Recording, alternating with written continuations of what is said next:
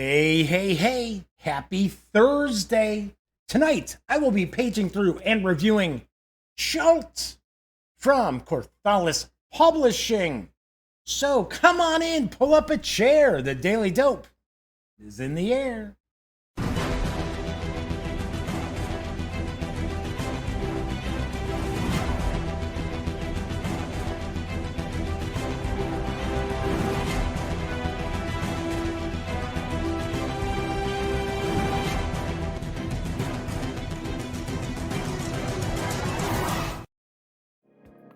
Howdy, howdy, howdy, gang. Yes, I'm Jeff McAleer, back once again as your host here at The Daily Dope, presented by thegaminggang.com, of which I happen to be the Grand Poobah. Tonight is Thursday, February 13th. Yes, tonight I remember what month it is. Tonight is Thursday, February 13th, 2020. This is episode 441 of the Daily Dope. So if this is your first time tuning in, let me point out, very, very casual show. This is a live stream, but it is certainly not rocket surgery by any stretch of the imagination. Just hang out, talking about tabletop games, for the most part. Usually have some gaming news as well. I am not doing news tonight, so you will find out why in a few moments. And not that there wasn't anything exciting to share, but I just think the review of Schultz, or as I kept jokingly referring to it as during my page through video, Schultz.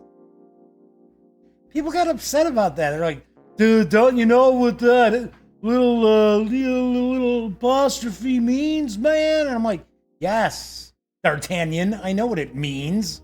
I was having some fun. It's a fantasy role-playing game too, so who's to say I didn't pronounce it correctly? Dunno. Anywho, because this is a live stream, chat is available through YouTube. It's not on screen. It's one of the ways that I keep some of the more unusual commenters at bay, but I do my best to pay attention to chat. So if you'd like to say howdy, or you've got a question or a comment, by all means, please chime in. I will do my best to catch it and answer that. One thing I will point out, if you throw something out there that you really want an answer to, or a response from, and I don't, give it a few minutes. If I still don't say anything, just repeat it for me, please. So, anywho, so far tonight we've got a Gray Day, the Madman Flaming Huron as well is in chat. Good deal. So, if you turn around and end up liking this video, be sure to give it a thumbs up, fight those trolls out there. And of course, subscribe to the channel. If you do, ring that little bell, because it will not only notify you of when the Daily Dope goes live, for most people within about a minute. Some people it takes hours before they get the notification. I have nothing to do with that. But you'll also be notified when I actually upload standalone videos as well. And of course, when you're not watching videos on the Gaming Gang channel, be sure to visit my home away from home, thegaminggang.com, for all the latest in gaming news, reviews, comics, movies, TV. You know the drill. Get your geek on at thegaminggang.com. All right, so Kevin Thorpe has popped in as well. So a couple of things. I started a few minutes late tonight because I always get everything set up, the cameras are all ready, and try to test to make sure that the sound is in sync. And so about a minute before the stream was supposed to go live, I did my little test recording, play it back, sounds in sync, and then all of a sudden start getting that, just so when I'm talking, it's like, so if you watch the show, you've seen that happen a couple of times where all of a sudden, it's usually when we start the stream off, the sound is all choppy and breaking up. And so, of course, I have to shut everything down and start it back up. So I apologize. I am a few minutes late tonight. And in my rush to make sure that we started somewhatly on time, the exposure for my forward-facing camera here is a little too high. It's a little washed out tonight. So I am not really this pale. Anyway, hey, Kabuki Kid is in chat as well. All right, cool deal. So I am going to jump into my review of Chult in just a moment. As I pointed out, no tabletop gaming news tonight because I think this review's going to run a little bit long, and I think people are going to have some comments and questions and things along those lines as well. But I do want to point out it is Thursday. And you know, I always love to share with you what freebies are available at the Epic Games Store for you PC gamers out there. I know I'm a big PC gamer. And this week we get another double shot. So we get Kingdom Come Deliverance, which is a role-playing game I have heard really good things about. I have never taken a peek to play it, but it is a role-playing game, and it's supposed to be set in, I think it's like 13th century, well, what would now be, I think, the Czech Republic. And there's no magic, there's no dragons. It is a historical adventure, but it looks really cool. So, of course, I made sure to get that this morning. And there is also an action platformer that looks really cool called Aztec. I'm pretty sure it's called Aztec. So those are your two freebies this week. So don't forget, go over to epicgames.com. Just have to have an account and get your freebies. That's it. Easy peasy. So Flaming Heron says a double shot gets mentioned and Dan isn't here? Yeah, that's true. We're talking about games. We're not talking about, two fingers and, let's do two more fingers in the glass. Yeah, that sounds about right. Yes, he's a big Scotch fan. We have not seen Dan too often recently. Part of it, I think, is he and Mo from Mo's Game Table, and I think it was Stuka Joe they just had as part of they've been doing some live stuff. They've been doing some live stuff recently, so Dan's doing his, he's part of the Dice Tower Network, so he's got to press the flesh out there and help spread the word. So anyway, all right, so don't forget, head over to Epic Games for your freebies. As I had mentioned previously, when I opened the show, I am going to review Chult, at least that's how I'm going to pronounce it, which is from Corthalis Publishing. I think I'm pronouncing that correctly as well. But I'm going to address something before I jump into this review, because this book is written by Wenger Satanis, who I do not know. He follows me on Twitter. I follow him. He's commented on, different tweets and things like that. Sammy did review Chult. She reviewed the PDF. Her review score is going to be a little bit different than mine. My thoughts about it are a little different than hers as well. But Wenger had reached out and asked, did I want to review the actual physical hardcover? And I said, sure. So, I know there are a lot of people who feel that Wenger is not the sort of person that I should be promoting their products. I mean, I've been getting some emails. I actually got some direct messages on Twitter today. It's like, oh, you should look into this guy. You probably don't want to be promoting his stuff, and you should see what he says online and his blog. And so, I want to point out that I'm not here to police anyone. I'm here to review tabletop gaming products, right? Okay, that said, now somebody was preaching, hatred or genocide or, let's take people of a certain gender or sexual orientation and string them up, and absolutely not. I certainly would not be covering any product that came from them. But I am 52 years old. And before you say, okay, boomer, I'm not a baby boomer. I'm too young to be a baby boomer. But that said, I come from a time, and I still believe in this, when we could have different ideas politically and disagree vehemently and still find some common ground. And that's really, in my opinion, how you change people's minds. Today, it's everybody is so entrenched in their own little camps, and it's like la la la la la la la la la la. It's like I don't want to hear anything that does not completely jive with what I believe. And I like that. I am not like that at all. So politically, I can tell you right now from what I know, and I do not know a lot about Venker Satanas, but I do have the opinion that he and I would probably not share very many political views. But if I didn't review games from people whose political views I disagreed with, I wouldn't be covering a whole lot of war games out there, folks. Let's be very honest. And I wouldn't have different friends in the industry if it was sort of like, oh, well, you believe that? Oh. Other thing, too, is when we don't just shut people out and we don't just, jump into the cancel culture, you also have an opportunity to maybe change people's minds, because that's what it's all about, right? It's not preaching to the choir, it's opening your mind to new ideas. And I gotta say, if there are people out there who are freaked out what Venker Satanas puts out on his blog, and they get all upset about that, and there are some things in this book that I will kind of touch upon that if you are left-leaning like myself, I am left of center, that's for certain, politically, you might have an issue with. Then again, I think some of this is just, I think Venker's just winding people up. I think that's a possibility there.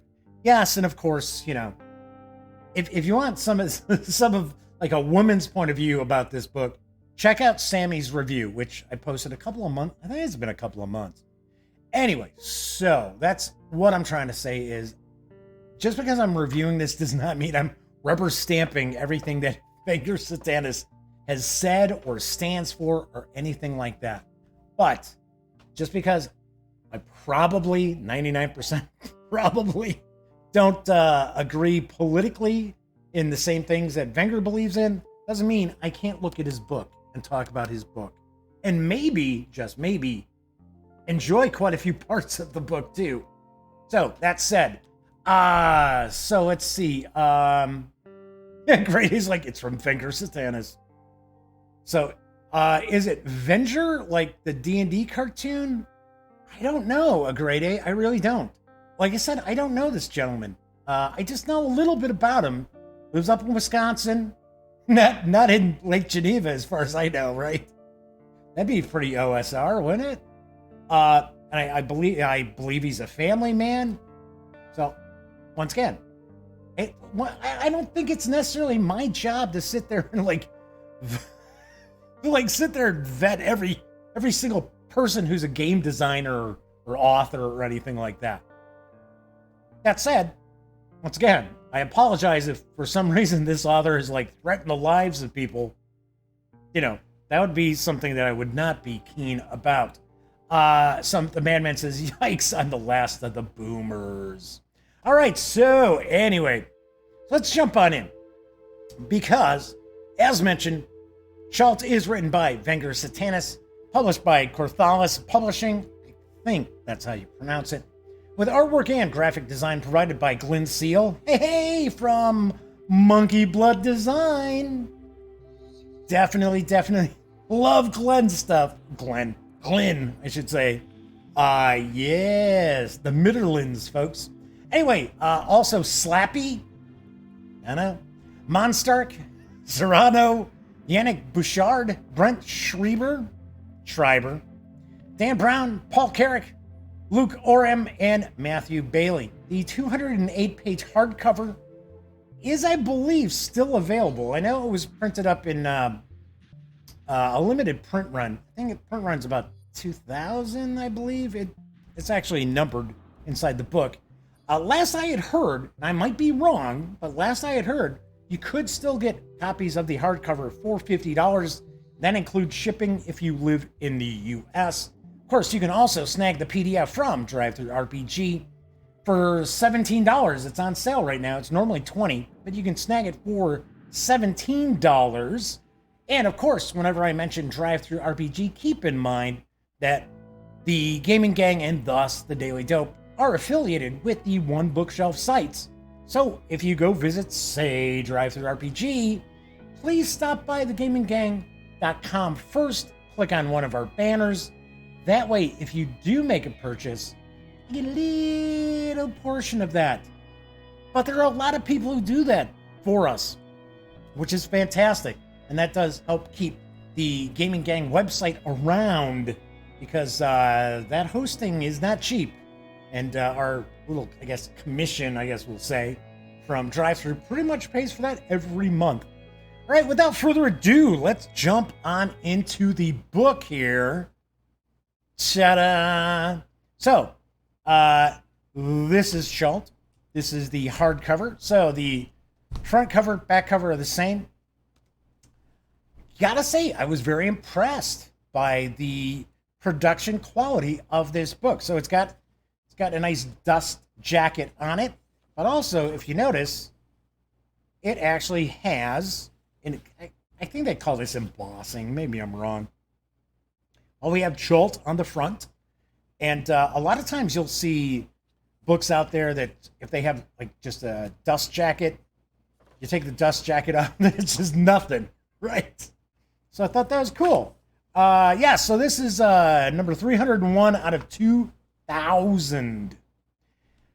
As we jump in here, so I'm going to point out, I am going to mention a few things that I thought were kind of interesting about the book. Some things that, probably I sit there going, I don't know if I'd be using that. Also, I'm going to try to keep this pretty spoiler-free, because when I first got this, actually, even when I was doing my page through, I was thinking that this was more along the lines of, it had an adventure, but I thought it was more of a setting book, whereas it is more of an adventure book as opposed to a setting book. Although we do start off with the history of Schult, which is the planet that the world that this all takes place in, and it's pretty interesting. So effectively, the way I kind of read it is the world started out and it's kind of almost like a high fantasy sort of world, but you got some of these people who are actually worshiping like the old ones, and it says the old ones. I'm going to tell you, there are nods to a lot of different things. A lot of pop culture stuff, a lot of geek culture stuff as well, and I'll point out a few of these as we go through. So effectively, there were worshipers of the old ones, the great old ones, I should say. Or no, it's just the old ones. Regardless, so what eventually happens is everybody kind of gets wiped out. We move into a technological age, and that's where we get kind of the science fantasy aspect of this. I do want to point out, this is not a high fantasy setting. This is a gonzo, and when I say gonzo, I mean gonzo. Post-apocalyptic science fantasy sort of setting. I need a sip. It is damn cold here in the Duct Tape Studios tonight. Tomorrow, well, actually, I think tonight we get down in the Chicago area. It's going to be the coldest day and night of the year. So, not too exciting.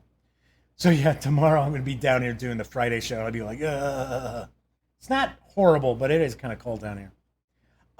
Anywho, so we get into a technological age. That's where the kind of the science fantasy aspect of the game comes into play. And then the old ones reawaken and pretty much wipe everything out. That is the apocalypse that takes place. Many of these old ones are killed, and the worshiping of new gods starts taking place. And some of these old ones that have been destroyed, where they died, actually have become like places of great magic. So there's a lot to this under the surface. Everything's not spelled out. So we're going to go. The majority of this book is actually the adventures. But I like the feel that this has. It is kind of a desert planet. It is an irradiated planet. I get a kick out of right here. We get a section that's talking about wearing armor. So it's like, well, yeah. So you realize it's a desert, right? You wouldn't be wearing a whole lot of armor, right? So even if you're wearing like leather armor, you have a chance of passing out. So from, from exhaustion and dehydration, you got to worry about radiation as well. So this is the Obsidian Age that's taking place now. So there are new gods that are coming to the fore. There could possibly be some old ones still floating around. So we get into we even have like a mutation chart here. I got to point out, as much as I enjoy old school revival, or as I like to say, old school Renaissance titles, I am not the biggest fan of random tables. I just never have. I do like to kind of pick and choose things off the random table, which is fine, and it gives me some inspirations and stuff. But you will find there are quite a few different tables throughout this book. So we get little. It's almost like a kind of like a mini gazetteer of Chalt with different places to visit. Don't go into a whole lot of detail about each and every one. Do want to point out, and I'm going to take a guess. I'm going to try not to pronounce all these different places and things and stuff like that because it's a come on, it's a role playing game, right? So it's like but this Lalette is it's kind of a dig at the feminists out there. So it's sort of like, okay, so it's matriarchy where 90% of the men have been castrated. The other 10% are used for breeding stock. And I would kind of be like, not exactly. You know. But as I mentioned there, Wenger throws some digs in to kind of left wing politics and stuff like that. And some people will hate that. I'll be first point out. Some people will be like, you know what? I don't want to deal with that. Forget it. Screw it. Me personally, there isn't a role playing game product out there that I haven't just taken some stuff and been like, I'm not using that. I don't like that. Or, oh, I got a better idea than that. Plug and play some stuff in. So I wouldn't sit there and be like, oh, well, I'm going to discount this entire book just because some of the zingers that are put in here that maybe I didn't personally find funny. So anyway, so we go through some of the different areas. One of the aspects, and this is kind of like a nod to Dune. Like I said, there's a lot of pop culture nods.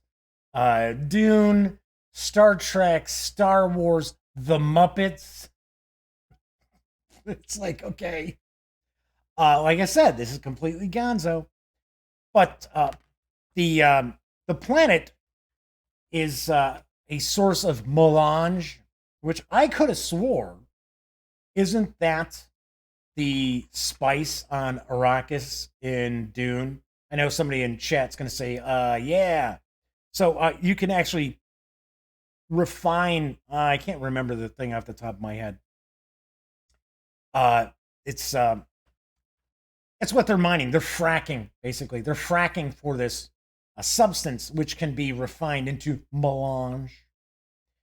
Anyway, so we've got this gamma incel cantina. Another aspect of this, and I'll get to that in just a bit. But it's kind of talking about various different areas that you can set out for your player characters to explore and get different factions. I will also mention there is a lot of different stuff going on in this as far as monsters and different kind of creatures and different races, cultures, whatever you want to consider it these days. And I got to be honest, I don't think I ran across really anything in here that's just a traditional like D&D monster, because this book is designed for 5th edition Dungeons and Dragons. It's also designed for OSR. There's also Wenger Satanis' own kind of really bare bones role-playing system, which is at the back of the book. We'll show you that in just a bit as well. But there's really not a ton of stuff which is like straight out of the book. In fact, I don't think I ran across anything. Maybe I'm just not up to snuff on my monster manual or anything like that. But there's a lot of different aspects of just monsters. There's droids that are like, this is like almost like a nod to Terminator. These hunter killer droids, Death Stalkers. As I mentioned, they're fracking for this spice.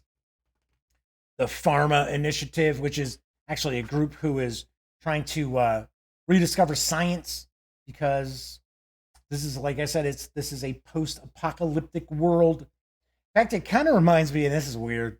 I kept picturing. I don't know how many of you out there have seen the movie Zardoz. I think it's called, if memory serves me correctly. It's with Sean Connery, and trust me, if you saw the movie, you would never forget it. In fact, I may not recommend that you go through the effort of let's move on past that picture. But the only one that somebody might flag me on YouTube, like, oh, there's like a naked alien there. Anyway, so if you've seen this movie and you know the costume that Sean Connery is in, it's like, geez, that's the kind of costume you'd have to wear. You know, that's the kind of armor you'd have to wear on Shalt because it's the desert. So I see Dan from No Enemies Here is here. Good to see you, Dan. Good to have you back.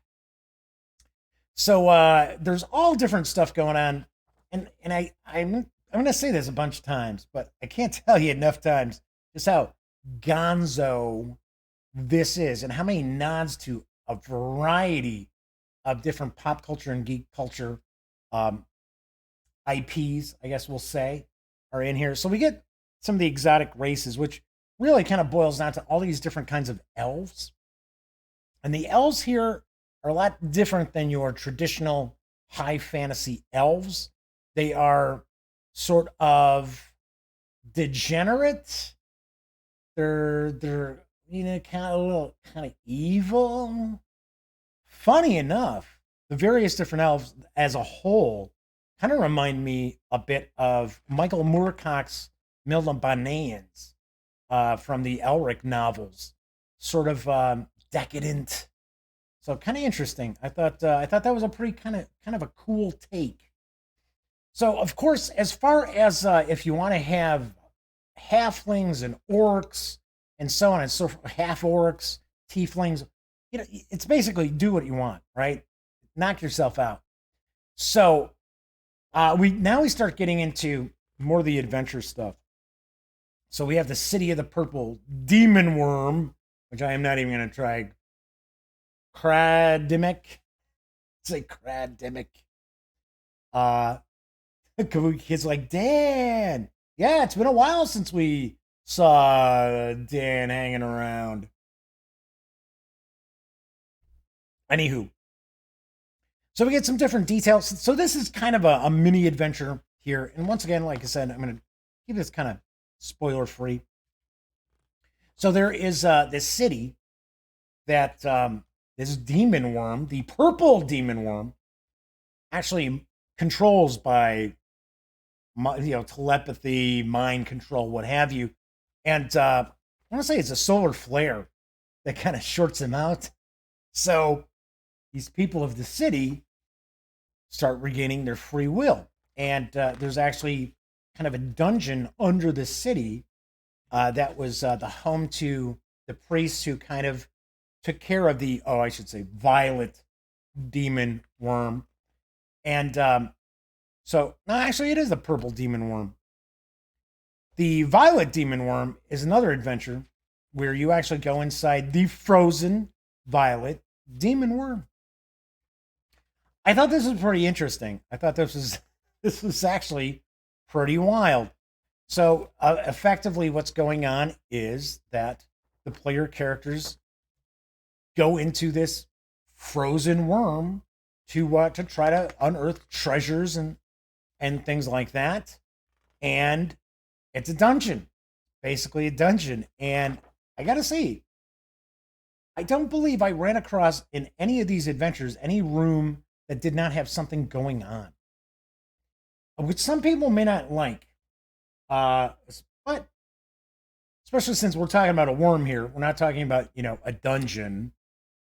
I don't really have a huge issue with it. One thing I will point out too is there is not a lot of continuity built into the adventures in these dungeons. And that might rub some people the wrong way, because I know a lot of people out there, they like to have, and I believe in it too, especially if you're playing a mega dungeon, any kind of dungeon really. Should be some sort of continuity to it. It shouldn't just be, well, you open this door and there are orcs sitting there playing cards, and then there's absolutely no reason why those orcs would be sitting there playing cards. They're just sitting there playing cards because somebody has randomly rolled some dice, and those are the monsters that are sitting there playing cards. So it's not to that point, but there is more of a funhouse Tomb of Horrors kind of vibe going on with this. Not as dangerous and deadly as Tomb of Horrors would be, but nonetheless, kind of like what we like to refer to as kind of like fun house dungeons. Once again, this is a little section here that I was kind of like, yeah, okay. All right, Venger's cracking wise. He's being a wise guy. So anyway, so here we have the actual map of the Violet Demon Worm. And there's something that's pretty interesting that takes place. I'm not going to spoil it, but I will point out that about halfway through the exploration, something happens. Do want to also mention that this is an old school revival sort of adventure book. So if you're looking for real detailed plots and A leads to B, B leads to C, C leads to D, and D puts you on the railroad, you're not going to run into this here. That's actually one of the aspects with the kind of disconnection of some of these rooms that I can, it's like, okay, yeah, all right. Because it's not, you're not going to be leading the players by the nose through this. Just something I am not a fan of. Granted, when I run horror role-playing games, yes, you got to do a little railroading in that. Because it's not going to be scary. I have never seen a game that was like, oh, everybody gets to have their say in this, and we're all creating a story from, I throw in an idea, you throw in an idea, I throw in, I've never run across any role-playing game where it's just all cooperative and everybody creates the story together that's any good. That actually ends up being scary. So you have to have a little bit of railroading when it comes to horror role-playing games. Fantasy role-playing games, OSR, it's kind of like anything goes. It's more about rulings as opposed to rules.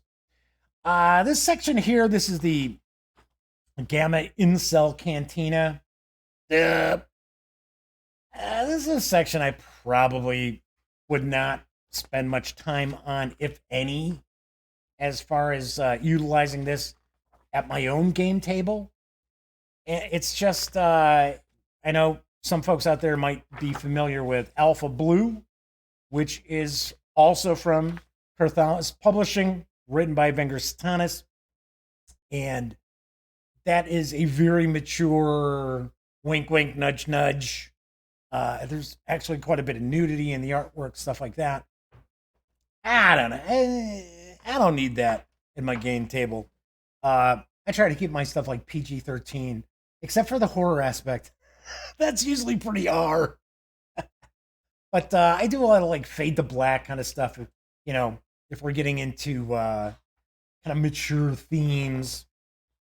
Okay, so the big draw to Chult is the Black Pyramid. This is kind of sort of a mega dungeon. Wenger himself says, well, maybe it's kind of a mega dungeon, maybe it's not kind of a mega dungeon, but it is effectively 111, I want to say it's 111 rooms. And once again, there is not a lot of continuity between all of them. There isn't a common theme running through, and I'll show you in a little bit of this. But This is like the totally gonzo stuff. I mean, the other stuff was pretty gonzo. Now we're really gonna get gonzo. But like I said, Venger Satanis is like, yeah, it's kind of a mega dungeon. It's maybe not a mega dungeon, but it is supposed to be a location that the player characters are going to visit and then leave and probably come back to again to explore further in. So we get a bit of a brief history about the Black Pyramid. There are some new gods that have arisen. As we see some of the artwork here, a lot of the artwork's pretty nice. I thought that was very, very cool. Remember, I was like, yeah, talking about Dune, huh? No, Melange. All right. Or Melange, or whatever, however you pronounce it.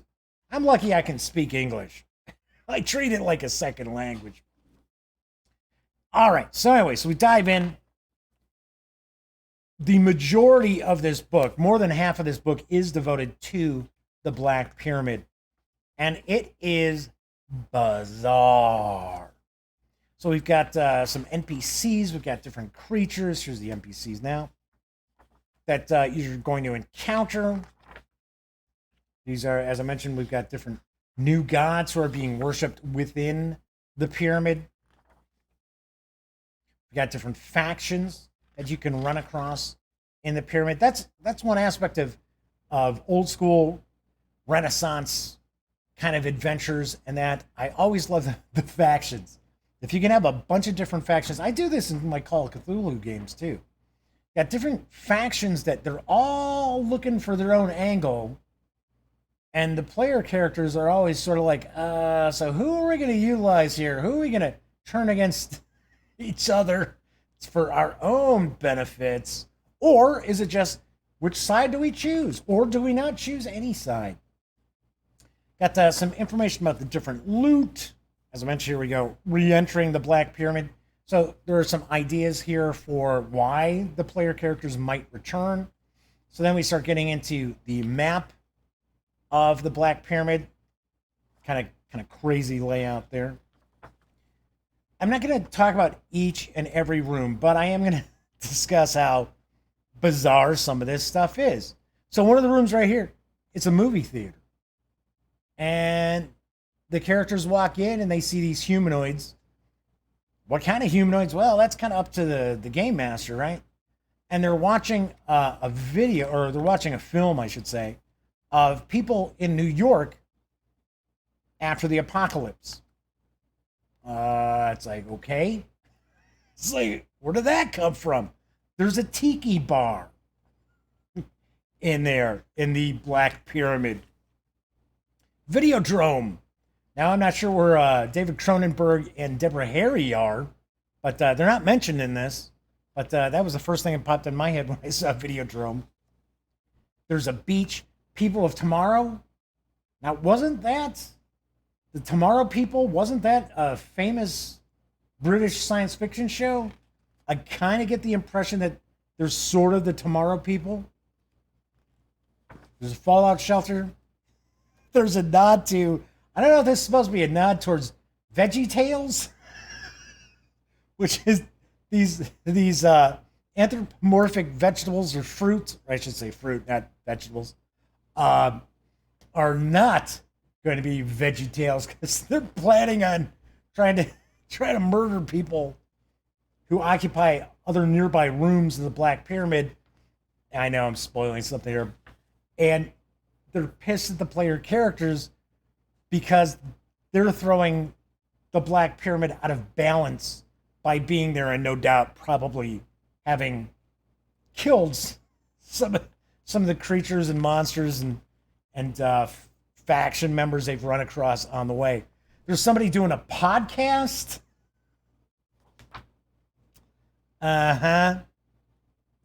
There's a nod to Rob Schneider. It's supposed to be Rob Schneider. Interesting side note, my brother was pals with Rob Schneider back when Rob Schneider was on Saturday Night Live. Kevin Thorpe says, yes, Tomorrow People was a children's TV show in the 70s and 80s in the UK. Thank you, Kevin. I thought so. I thought I had heard about it. And for some reason, I could have swore I thought they tried to reboot it not that long ago. So as I had mentioned, this book is pretty gonzo, and it's so gonzo. There's actually a statue of Gonzo from the Muppet Show. No joke. Telling you. Some of this stuff would probably drive people just completely up the wall. So if you don't like weird, wacky, keep using the word, gonzo sort of settings, gonzo adventures, you'll hate this. Don't even bother taking a peek because there will not be enough gameable material for you if you have to have everything where it's like I said before, A to B, B to C, C to D, jump on the railroad, or that everything's got to be plotted out so you know exactly what you're trying to angle the players towards. Or if you like everything to be played just completely seriously, it probably is not going to be your cup of tea. That said, you could kind of use some of the bizarreness in this adventure and give it a much more serious tone than what's kind of written here. So we have Kabuki Theater. Good thing it's not Bukkake Theater. Barrel of Monkeys. I mean, there's just all this different crazy stuff going on here. And every room has something going on. Every single room has some sort of a payoff, something to play with, something to poke, something to prod. That is also an OSR aspect that is very highly regarded. It's one of the aspects of OSR that I really like, and I always enjoyed back when I was younger and first getting into the hobby back in the late 70s. So Kevin Thorpe says, what? What trip was he taking? I know, I was kind of sitting there like, so Wenger was dropping some acid before he started writing this? Speaking of the writing, it is funny, it is entertaining. Like I said, there's some digs at the left side of the aisle, feminists, things like that. Whatever. Just like I said, some people will be pissed off. Other people, like me, will be like, yeah. Whatever. So, moving right along. But a lot of this, there's really no like rhyme or reason to it. I also mentioned previously, earlier on when we were looking at, I think this is pretty cool artwork here.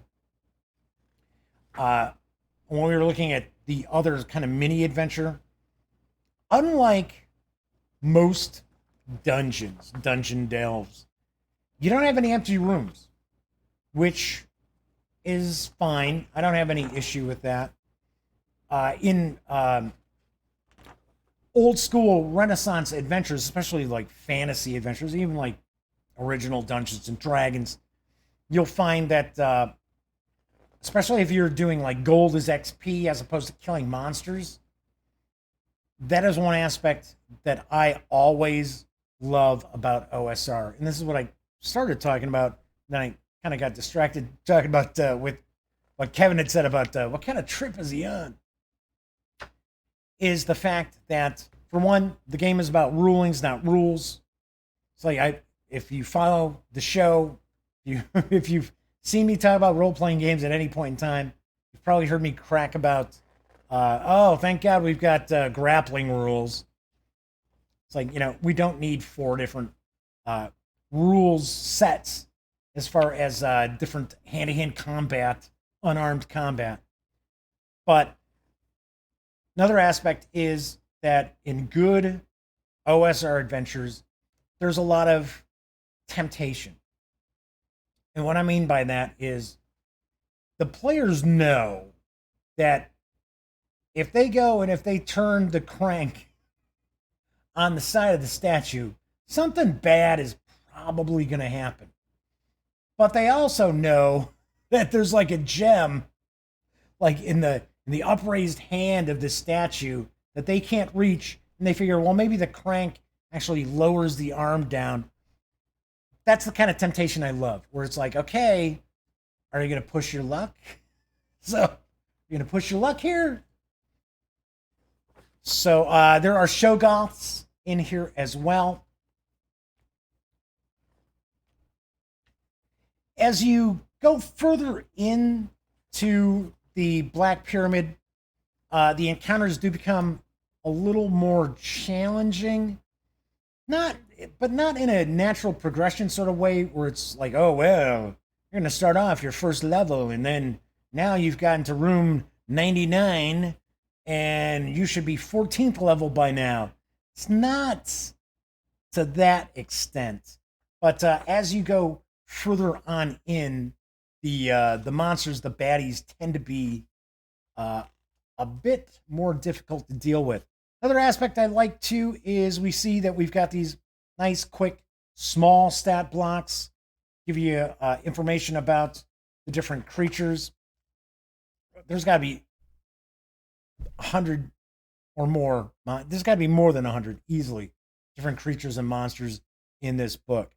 Like I said, this is kind of designed for 5th edition and OSR, as well as Wenger Satanis' own system right here, Crimson Dragon Slayer, which I guess was originally, I think it was a D6. Now it's a D20. This is very bare bones, but I guess this is the kind of D&D that Wenger likes to play. So you actually even get your own little rule book, which is very, very short in here. But I have to say that you could easily port this over to just about any system possible. I mean, as long as you have an understanding of, okay, so how do I convert like hit dice, hit points? You're pretty good as far as taking this to use with Labyrinth Lord or Swords and Wizardry, or even Dungeon World. You can use a Powered by the Apocalypse game. I don't really see you being able to port it easily over to, say, like Gamma World or Mutant Epoch, unless you're just taking like the concepts of the different rooms and the concept of this setting as well. So that is pretty much, in a nutshell, Shalt. Like I said, I think the production quality is really well done. For the most part, I like the artwork. The artwork's, I don't want to say uneven, but I will say the artwork kind of skews in all different directions. So, Dan from No Enemies here says, I don't know if there's a connection, but I just got Anne's End Legacy. I don't know what kind of connection you'd be talking about there, Dan. One is a fantasy deck builder. This is a role-playing game. Dan just doesn't understand role-playing games. I'm teasing you, Dan. All right, so that is the book, and let's sum things up, and I will give it my review score. See, now you know why I didn't want to do news tonight, because we're almost at almost 50 minutes in. So let me pop on over here. Ta-da! There we go. All right. So as I mentioned before, Sammy had reviewed Shalt previously for the Gaming Gang, and Wenger Satanis had reached out and said, "Hey Jeff, do you want to do a review of the actual physical book? Because I don't do reviews of PDFs. I just not my thing. It's like I tried doing a couple of reviews of RPG PDFs, videos for them, and they were just boring. I mean, it's just basically it's just like the images going past like the news, whereas at least the news is only a few minutes about each piece, whereas I'm not going to do like 50 images to go past as I'm doing my review. But anyway, so got the hardcover book, and I got to be honest. Yes, I've already pointed out there are some aspects, some zingers in here, some thought processes that myself as a liberal, someone who's left of the aisle, it's kind of like, yeah, okay, all right. So I roll my eyes, and then I just say, nah, I wouldn't use that anyway. Just take it, throw it away. And I already pointed out, I do that all the time with just about anything that I would run across that's already a published adventure or published role-playing game system. So that does not make Chult different than anything else I've ever played or looked to run. I think there's tons of imagination here. There's a lot of silliness. There's a lot of goofiness. If that's not going to be your bag, then I can't recommend picking this up. I can't recommend it at all to pick up. Just like if you're the type of person who's going to get really butthurt by some right of center thought processes in some of the gags, I would probably recommend you don't pick this up either. But if you are a mature adult who understands that there's, two sides to every coin and doesn't get all freaked out because somebody has different political views or social views than you, then you're looking at this is pretty entertaining. I was entertained reading this. There's some stuff that I would just absolutely not. I mean, it's just like a statue of Gonzo from The Muppet Show. No, there's absolutely no way I'm including that. Even in some wacky, bizarre, satirical, post-apocalyptic science fantasy adventure. No, I'm sorry, not going to do that.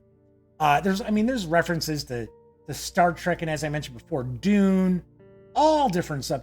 There's tons of stuff that probably flew right under my radar as well. But there's a lot of entertaining aspects to this. I can tell that this is effectively a labor of love.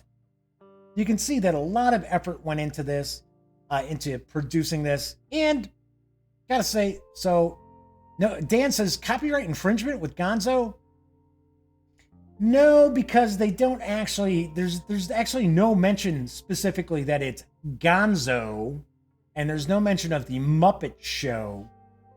But the actual room title is something Gonzo. I forget, Going Gonzo or something like that, or Full Speed Gonzo. But you know what Wenger's talking about, what he's writing about in that room. Just doesn't come out and say it. Just like there's a lot of aspects, there's kind of a few nods to Star Trek, few nods to Star Wars. It's just not spelled out. Not unusual.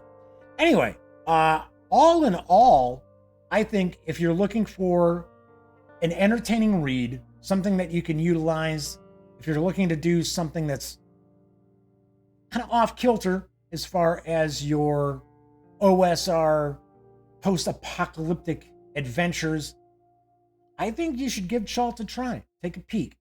You might want to consider getting it in PDF. For, as I mentioned before, it's on sale right now at Drive-Thru RPG for $17. Or you can dive in and get the hardcover.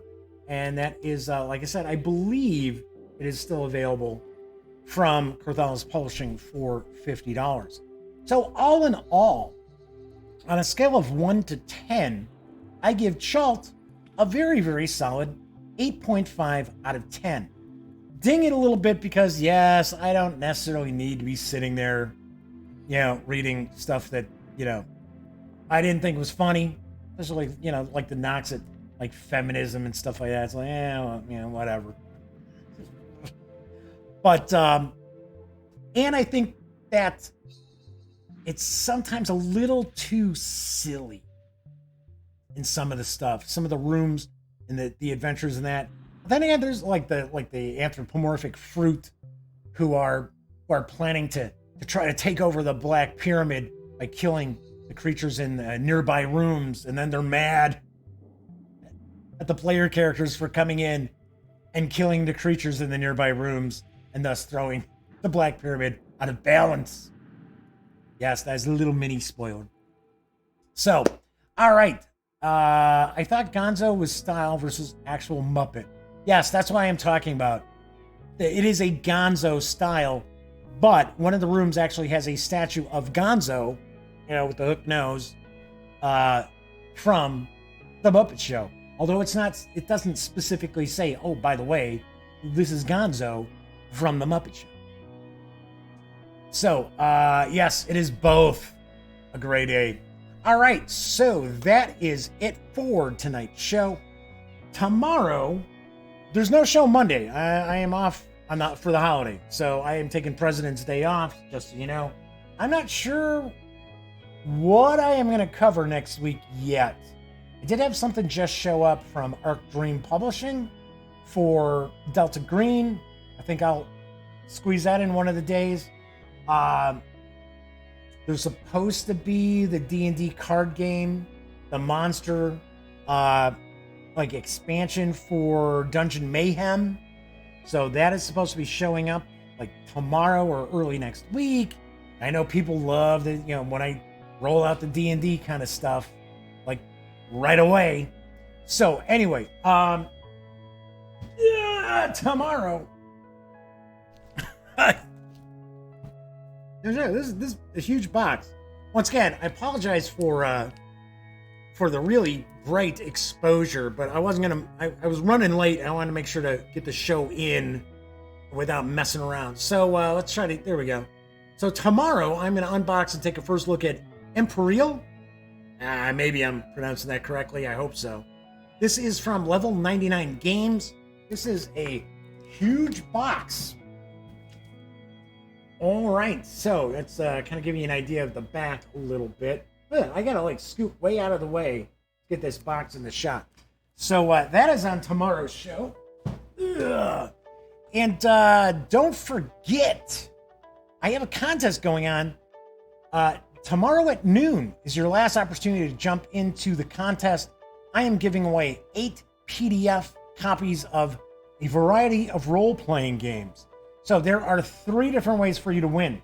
So first off, you have a chance to win a copy of Odyssey of the Dragon Lords, which is from Modiphius Entertainment. I've also got Alien role-playing game from Free League Publishing. There is also Fate of Cthulhu, which is from Pinnacle Entertainment. And last but not least is The Expanse from Green Ronin Publishing. So those are the 4 options you have to win. I'm giving away 8 PDFs. So if all 8 winners want Odyssey of the Dragon Lords, it's all good with me. 3 different ways to win. Number 1, be a follower of @thegaminggang on Twitter. I have pinned to the top of my profile the contest tweet that you need to like and retweet. You also have to be a follower on Twitter. I don't understand why there are so many people who are liking it, retweeting it.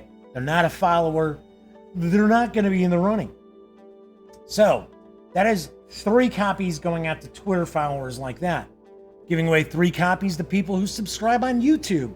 All you got to do is, once again, this is until noon tomorrow, thumb up a video, comment on the video. It's got to be a nice comment. Can't be a jerky comment to be in the running. And be a subscriber. Done deal. Easy peasy. 3rd way to win, I'm giving away 2 copies to 2 lucky viewers live tomorrow at the end of the show. So I will be announcing all the winners on tomorrow night's show. No doubt after I do some news and do the unboxing. That'll be the last thing I do before I wrap up for the weekend. But be sure to be watching live because that automatically will put you in the running. All right, so that is it for tonight. Ay. What the heck? See, I had to move stuff around. Damn it. There we go. I moved stuff around because I didn't do news tonight. And move the next thing is my outro. Anyway, do want to point out that's it for tonight's show. If you like the video, please give it a quick thumbs up. Subscribe to the channel. If you do, ring that little bell because it will not only notify you when the Daily Dope goes live, it will also tell you when I upload standalone videos as well. And of course, when you're not watching videos on the Gaming Gang channel, be sure to visit thegaminggang.com for all the latest in gaming news, reviews, comics, movies, TV. Get your geek on at thegaminggang.com. Everybody enjoy your Thursday night. Thank you to everyone who hung out and chat. kind of keeping me company as we took a peek at Schultz from Carthalis Publishing. And if you watch this after the fact, even if it's on Memorex, thank you very much for watching as well. Got a soft spot for everybody out there who takes time to watch my silly mug.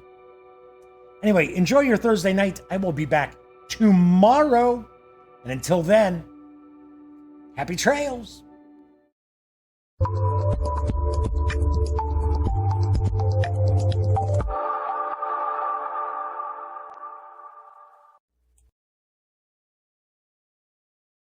Oh, you're still here. Well, if that's the case, by all means, subscribe to the Gaming Gang channel by clicking right here.